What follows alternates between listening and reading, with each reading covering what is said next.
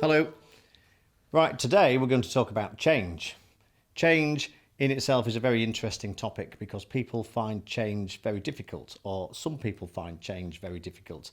When you actually start to delve into the actual topic in and around change, the change itself is not really the issue, or it's very rarely the issue. It's actually the miscommunication or the non-communication of the change that's about to happen. So what I'm going to do is talk you through the change process. And I'm going to introduce you to one of the two formulae that we use within Action Coach. And this one is the formula for change. And this happens every time a change happens. These things are in play. Now, for the mathematicians and the logic people and the logic thinking people out there, this formula has no metrics. So that's sometimes a little bit difficult to get a head around. But let me explain exactly what the formula does. So for change to happen, one of two things has to be in play. Either dissatisfaction or vision. What does that mean? Well, before you actually want to change something, you've got to get to the point where you are very, very dissatisfied or cheesed off with something that's actually happening in your business or in your life, to the point that you finally decide that I'm going to do something about it. Now, conversely, it could be something that you're so passionate about that you want to do, so you've got the vision, and you get to the point whereby that's driving you so far or so much that actually you want to make the change as well. You're minded to want to make that change. Now, whether it's dissatisfaction or vision, it doesn't matter. But one of those two has got to be in play.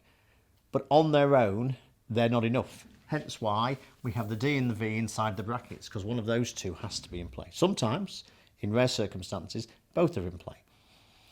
The F is for the first steps. So once you've got the level of dissatisfaction or vision, you've then got to do something about it. You've got to take that first step to actually start making that change take effect. And then, and only then, does this left-hand side of the equation become greater than the right-hand side, which is the resistance.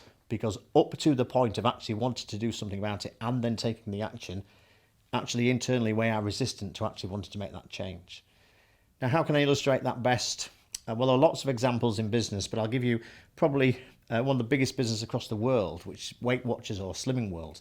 Why do people go to Weight Watchers or Slimming World? Well, they get to a level of dissatisfaction with what they look like and think, finally, now I need to go do something about it. Not only do they think about doing something about it, they actually then take the first step and actually go to a Weight Watchers class, usually with somebody else. Somebody else helps to hold them to account to make sure it happens all the time. It's a lot easier when you do it with somebody else. Conversely, it could be that I'm looking forward to a wedding in 12, 18 months' time. I may be a bride and I want to get a dress that's a size smaller than what I am currently.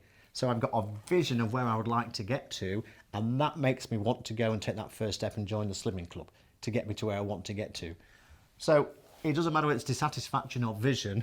One or both have to be in play, but then you've got to take that first step, because the thing that stops change happening is this side here, which is the resistance. We break the resistance by understanding that we are completely dissatisfied, or we've got a real burning vision to where we want to get to. So change in itself is not that difficult. It's recognizing where we are, where we want to get to, and then actually doing something about it. I'll see you on the next video.